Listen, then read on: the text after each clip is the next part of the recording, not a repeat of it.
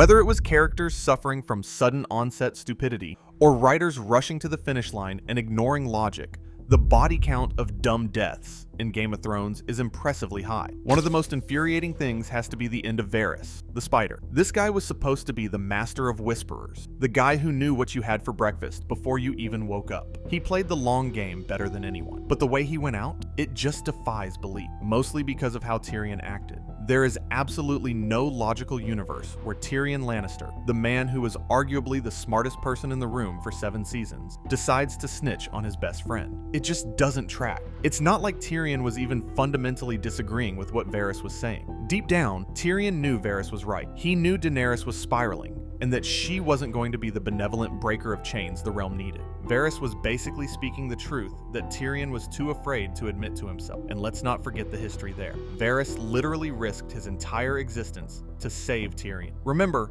Varys wasn't born into this. He was a slave in lease, sold to a sorcerer in Myr, who cut him root and stem to hear a voice in the flames. He clawed his way up from the slums, stealing secrets because they were worth more than gold, all to eventually serve the realm. He despised magic and fanatics because of that trauma. So seeing Daenerys lean into her destiny should have been a massive red flag that Tyrion respected. Varys left his life of comfort and power in King's Landing behind, and traveled in a box to get Tyrion to Essos safely. He saved Tyrion's life. For Tyrion to turn around and hand him over to be executed, knowing full well Varys was only trying to protect the common people from a monarch inheriting her father's insanity, just feels like a betrayal of the character's intelligence. It was dumb. It was a dumb move by Tyrion, a dumb way for a legend like Varys to die, standing stoically in front of Drogon, hoping he was wrong. And honestly, a lot of us just pretend that scene doesn't exist in the official canon because it hurts too much to think about. Speaking of people who really should have known better, let's talk about Viserys Targaryen, the so-called Beggar King. Talk about a guy who lacked basic survival instincts. It's actually a miracle he managed to survive on the run for 17 years before the show started, because the man had zero chill. He was singularly unlikable, which is saying something in a show filled with villains, but his stupidity was his real downfall. Unlike Daenerys, who actually took the time to learn the culture she was marrying into, Viserys refused to adjust. He treated the Dothraki, a warrior culture that values strength and respect above all else, like they were his servants and savages. He made rude demands of Khal Drogo constantly. I mean, imagine being drunk, waving a sword around in Vaes Dothrak, a sacred city where bearing steel is punishable by death, and threatening a warlord's unborn child by saying he'd cut the baby out of her. And the stealing back comment is so gross considering the Targaryen history of intermarriage. He clearly viewed his sister as property. He even tried to steal her dragon eggs earlier to buy his own army. It's astounding that he thought insulting Drogo was a solid game plan. His death by the Golden Crown was brutal, sure, but you can't say he didn't practically beg for it with his complete lack of social awareness and his inability to realize that Jorah Mormont and the Dothraki had absolutely no respect for a man who couldn't even walk on his own 2 feet. Then you have the tragedy that is Robb Stark. We all loved Robb. He was the young wolf, the king in the north, the guy we were all rooting for to avenge Ned. But let's be honest with ourselves. Robb Stark was kind of a moron when it came to politics. We sympathize with him because he died for love, or at least that's the romantic spin on it. But his death was entirely his own fault. He started off strong, letting Grey Wind bite off the Greyjohn's fingers to demand respect. Yet he forgot that lesson with Walder Frey. Everyone knows Walder Frey is a prickly, prideful, grumpy old man who cares about respect more than anything. Robb agreed to marry one of his daughters in exchange for a bridge crossing, which was a huge deal. Then he reneges on that deal to marry Talisa. That's bad enough, but then he has the audacity to go back to Walder Frey and say, hey, sorry about breaking my oath, but here, you can have my uncle Edmure instead. It's such a slap in the face. He ignored Catelyn's warnings and marched into the twins, watching his pregnant wife get stabbed in the stomach before Roose Bolton delivered the Lannisters' regards and killed him. He walked his entire family into a trap. The final insult was the phrase sewing his wolf's head onto his corpse. A horrific end solely because he prioritized his own heart over strategy. It's hard to watch The Red Wedding because it didn't have to happen. If Robb had just kept his word, the history of Westeros would have been totally different. While we are discussing betrayals that backfire spectacularly, look at Dorea. Betraying powerful people is a high-risk, high-reward game, but you have to actually be smart about it. Doria was a former bed slave from Lys, who taught Daenerys how to please Drogo, so she should have known the fire inside her Khaleesi better than anyone. She saw firsthand what Daenerys could do. She saw the dragons. She saw the fire. Yet, she decided to align herself with Xaro Xhoan Daxos, a guy whose vault was literally empty and who was just one of many people trying to scam Dany. It was a terrible calculation. She was found sleeping in Xaro's bed, proving she sold out the Mother of Dragons just for a taste of luxury. A man who was a fraud. Turning on the Mother of Dragons is basically suicide. It's arguable that she wasn't thinking clearly, but surely she should have realized that Dany wasn't someone you cross lightly. Locking her in the vault to starve in the dark was a grim way to go, but it's hard to feel too bad for a handmaiden who saw magic incarnate and decided, yeah, I can trick her. That seems to be a recurring theme with Daenerys, actually. People just constantly underestimated the dragons, or thought they could treat them like pets or currency. You'd think seeing a flying, fire-breathing lizard would make people pause, but no. Pyat Pree tried it in the House of the Undying. The good master Krasnys Mo Nocklaws tried it in Astapor. They all tried to steal, bargain for, or buy the dragons. And every single person who tried that ended up dead, usually burned to a crisp. Krasnys was particularly dumb. He spent the entire negotiation insulting Dany in Low Valyrian, calling her a Western whore and a bitch, assuming she was too stupid to understand him without Missandei translating. Who thinks they can buy a dragon and then use that dragon against the person who raised it? He handed over a whip with a harpy hilt, thinking a symbolic tool gives you control over a biological nuke. It shouldn't take a genius to realize that someone who calls herself the Mother of Dragons isn't looking at them as inventory. He realized too late that Valyrian was her mother tongue right before Krasnys getting the Dracarys treatment left him as charred remains in the dirt. Now, let's pour one out for Oberyn Martell. This death hurts the most because it was so unnecessary. Oberyn was the man. He was the Red Viper, a legend who knew poisons and passion. He stepped into the ring against the mountain, a literal giant, wearing light armor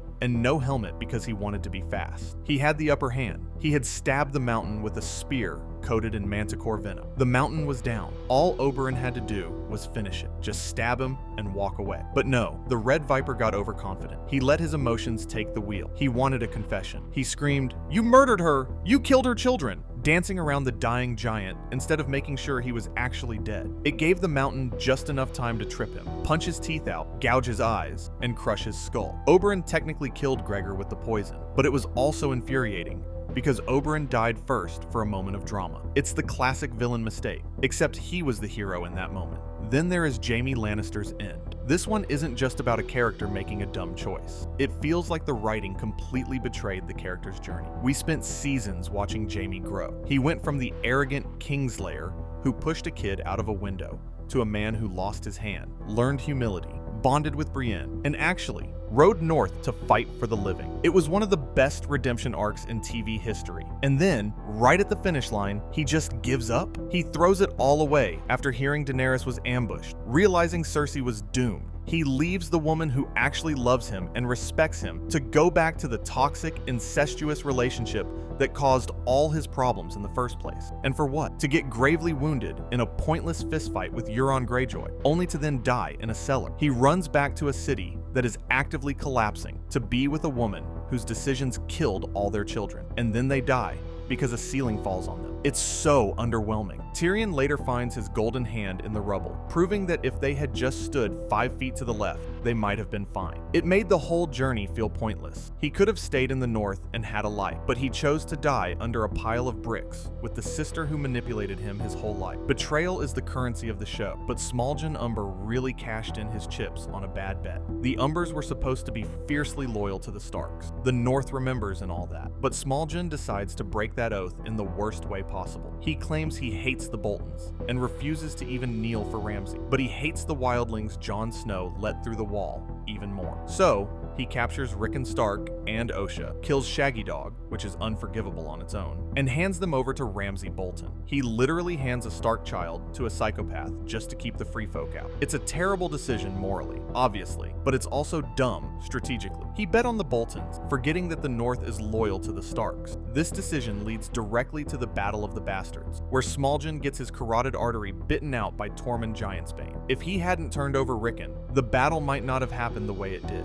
or at least he wouldn't have been on the wrong side of history. He turned traitor and died for it. and frankly, he deserved it for what he did to Shaggy Dog alone. On the other side of the loyalty coin, you have Dickon Tarley. This guy is the definition of honorable but stupid. He's athletic and apparently his dad's favorite, but he clearly isn't the sharpest tool in the shed, nor does he command much respect. I mean, Jaime Lannister spends half the time calling him Rickon or Rickard to his face, and Bronn literally laughs at his name. At a dinner with Sam and Jilly, Dickon is painfully awkward, bragging about eating last week's haul because they didn't have time to cure the new meat. And he arrogantly dismisses the existence of White Walkers as a myth right to Sam's face. He betrays the Tyrells to march with the Lannisters because his dad tells him to. Okay, fine, family loyalty. He even saves Jaime's life during the loot train attack, stabbing a Dothraki in the back.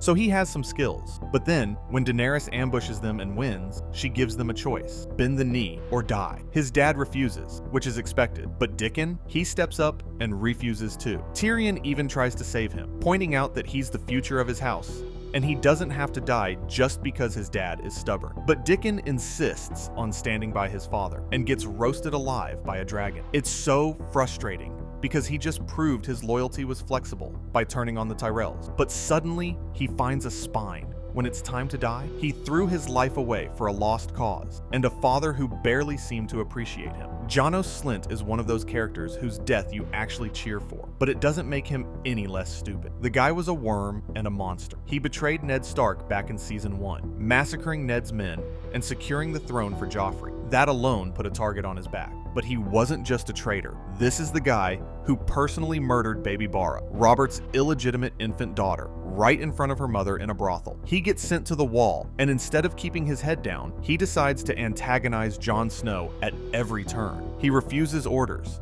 He mocks Sam and Jilly, and during the battle against the wildlings, he cowers in the pantry with Gilly and her baby while his men die outside. Then he publicly disobeys Jon when Jon becomes Lord Commander. He openly insults him. It's like he forgot where he was. At the wall, it doesn't matter who your friends in King's Landing were. Jon orders his execution, and Slynt goes from arrogant to blubbering mess in 3 seconds flat. He cries, "I've always been afraid," and begs for mercy like a child. His death was satisfying, but it was the result of a long series of terrible decisions. He overestimated his own importance and underestimated Jon, and he lost his head for it.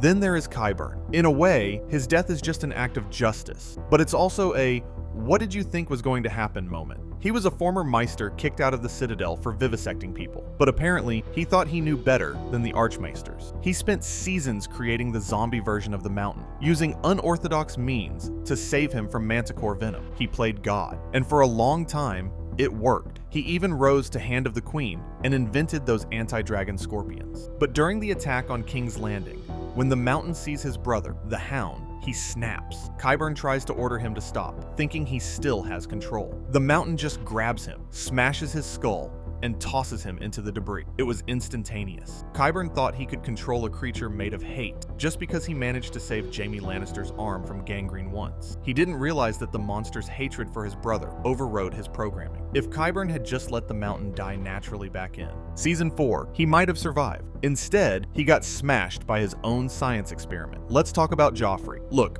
we were all glad he died. He was a monster. But his death was a direct result of him being an uncontrollable idiot who was actually the product of Jaime and Cersei's incest. He thought being king meant he could do whatever he wanted without consequences. He got bit by a direwolf and lied about it. Ordered Ned Stark's execution against his mother's advice, which literally started the war, and triggered a massive citywide riot just because someone threw dung at him. He famously said, "Everyone is mine to torment." He made himself a liability. He was so unpredictable that Olenna Tyrell decided, nope. She poisoned him with the Strangler at his own wedding. He was too wild. If he had just been a little bit smarter, or not been such a coward who hid during the Battle of the Blackwater, he might have lived longer. Instead, he died clawing at his throat, using his last breath to point at Tyrion, blaming the wrong man entirely. Lysa Arryn is another one who died because she was living in a fantasy world fueled by a lifetime of jealousy toward her sister Catelyn. She was obsessed with Peter Baelish since she was a kid. She actually poisoned her own husband,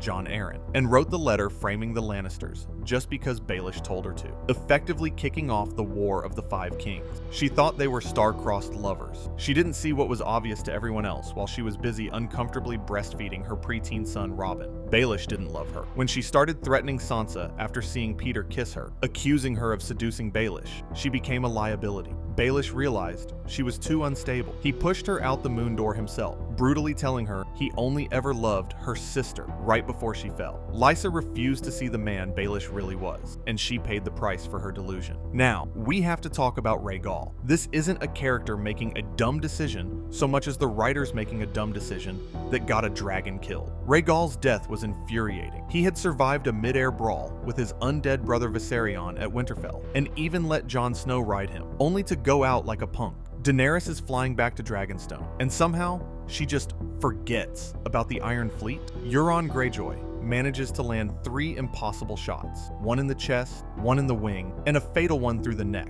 From a moving ship, it's absurd. Rhaegal's green and bronze scales should have been hard to miss, and dragons have incredible eyesight. They are high up. They should have seen the fleet miles away. To have Rhaegal taken out so easily felt cheap. Daenerys had been at war for years. The idea that she would just carelessly fly into an ambush without scouting is insulting. Rhaegal deserved better than being a plot device. Tywin Lannister's death is iconic, but when you break it down, it came from him being blinded by his own prejudice and a desperate need to overcorrect for his father, Tytos, who was a weak man mocked at court. Tywin was a genius strategist who single-handedly restored his house's fearsome reputation by extinguishing the rebellious House Rhaen. But he had a blind spot, the size of Casterly Rock, when it came to Tyrion. He hated Tyrion because his beloved wife, Joanna, died giving birth to him. He refused to see Tyrion's value, his intelligence, or his competence. He treated him like garbage for his entire life, most notably when he traumatized a young Tyrion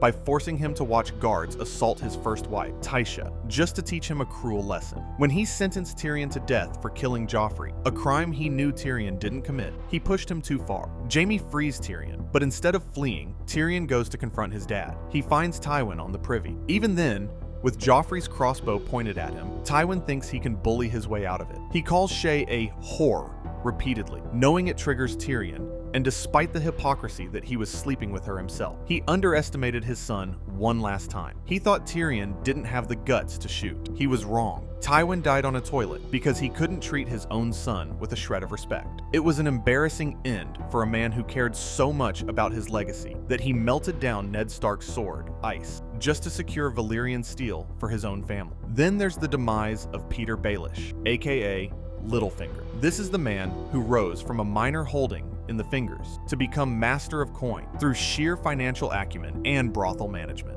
He was the puppet master who betrayed Ned Stark with a knife to the throat and pushed Lysa Arryn out the moon door after admitting he only ever loved Catelyn. He was always 3 steps ahead and viewed chaos as a ladder to climb. But in Season 7, he suddenly loses all his brain cells. He hangs around Winterfell for no reason. He tries to pit Sansa and Arya against each other, forgetting that he was the one who sold Sansa to the Boltons, a move even Roose Bolton questioned. He doesn't realize that Bran is a literal psychic who can see the past, and who even quoted Baelish's own "chaos is a ladder" philosophy back to him. He walks into a trial thinking he's in control, only to realize he's the one on trial for his crimes, including the murder of Jon Arryn. The way he went out was pathetic. He begged, he cried, he denied it, even though Bran knew everything. It felt unearned. The writers needed to wrap up his storyline, so they just made him stupid. He couldn't see the trap coming, the man who invented traps. It was an anticlimactic end for the show's greatest villain. He died on his knees, with his throat slit by the very dagger he once lied about owning, outwitted by kids, because the plot demanded it, not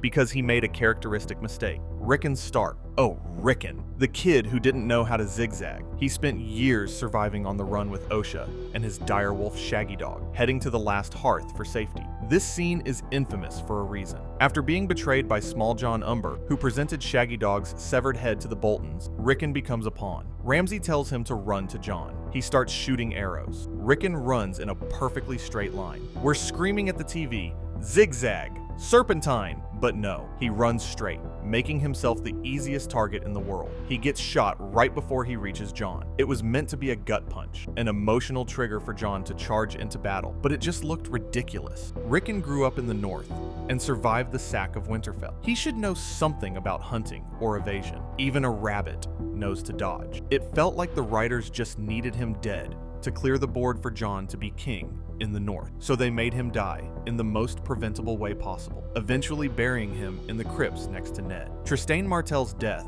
was also a head-scratcher. Jaime leaves him alone on the boat to paint funeral stones, knowing his fiancée, Myrcella, was just murdered. Obara and Nymeria show up in his cabin. He draws his sword. Okay, good start. But when offered a choice of who to fight, he picks Nymeria because she only has a whip. He turns his back on Obara, or he just lets them get into position. Whatever the logic, he ends up getting a spear through the face from behind. It was lazy writing. He should have been on high alert. He should have been screaming for guards. Instead, he just stood there and let it happen. It was part of the whole Dorne plotline falling apart, but Trystane's lack of survival instinct was painful to watch. Roose Bolton. The man was ice cold. He betrayed the Starks. He flayed people. He was a calculator. But then, he legitimizes his psychopath bastard son, Ramsay. Maester Wolkan announces Walda has birthed a boy, and Roose knows Ramsay wants power, and yet he thinks words will solve it. He tells Ramsay he'll always be his firstborn, and then Ramsay stabs him in the chest, ironically mirroring how Roose killed Robb. Roose looks surprised. Why? How could he be surprised? He created a monster and then expected the monster to follow the rules of inheritance? It was a dumb death for a guy who was supposed to be cautious. He underestimated the sheer instability of his son. Poisoned by our enemies became a meme, but Roose's inability to see the knife coming was the real joke. And finally, let's touch on Jon Snow's death. Yes, he came back, but the death itself was stupid because it was pointless. He gets stabbed by Thorne, Marsh, and Ollie for the Watch. Why? Because he let the wildlings through the wall. He did the right thing to save thousands of lives from the Night King. The Night's Watch were too stubborn and bigoted to see the bigger picture. But from a narrative perspective, his death didn't really change much. He came back, hanged the traitors who murdered him, and then passed his cloak to Ed. He could have just left the Watch on a technicality, or the Watch could have crumbled. Dying just to be resurrected a couple of episodes later felt like a cheap cliffhanger. It was a shock moment that lost its weight because we all knew he wasn't staying dead. And the fact that he walked into that trap, believing Ollie's lie that his Uncle Benjen was there, just showed that even Jon, as capable as he is, can be easily tricked when emotions are involved. We deserve better, and honestly, so did the characters, except maybe Viserys. He definitely had it coming.